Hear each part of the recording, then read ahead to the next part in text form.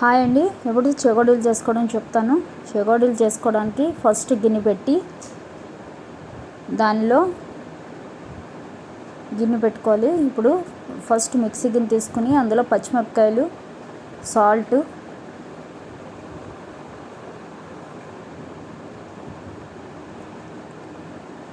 పచ్చిమిర్చి, సాల్ట్ వేసి మిక్సీ వేసుకోవాలి. ఇదిగో ఇలా పేస్ట్ చేసుకోవాలి.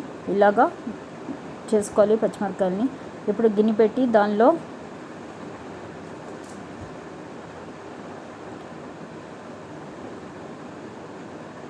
ఒక గ్లాసు తీసుకోవాలి.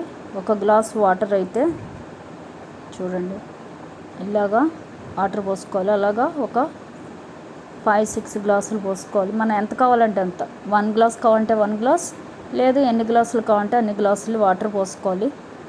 ఒక గ్లాస్ వాటర్ పోస్తే అది వాటర్ మరగాలి. మరిగాక అందులో మనం గ్రీన్ చిల్లీ పేస్ట్ వేసుకోవాలి.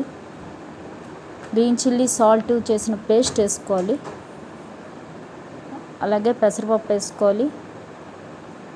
పెసరపప్పు అంటే మూంగ్ దాల్ వేసుకోవాలి. గ్రీన్ చిల్లీ పేస్ట్ వేసుకోవాలి. అలాగే కొంచెం ఆయిల్ కూడా వేసుకోవాలి.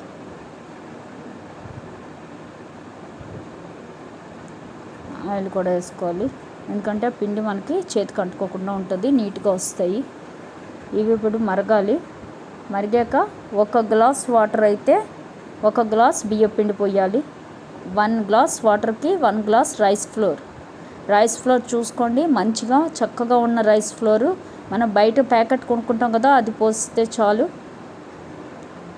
మనం షాప్లో తీసుకున్న రైస్ ఫ్లోర్ సరిపోతుంది. కానీ రైస్ ఫ్లోర్ చక్కగా మెత్తగా ఉండేటట్టు చూసుకోండి. ఒక్కొక్కసారి పేలుతాయి కూడా. ఇవి వేయించేటప్పుడు జాగ్రత్తగా ఉండాలి. చెగోడీలు, వడలు ఇలాంటివి వేయించేసినా సరే పేలుతాయి. ఇలా పిండి పోసి ఇలా కలిపేసి పక్కన పెట్టుకోవాలి. కాసేపు మూత పెట్టి. చూసారు కదా, 1 గ్లాస్ వాటర్ అయితే 1 గ్లాస్ రైస్ ఫ్లోర్.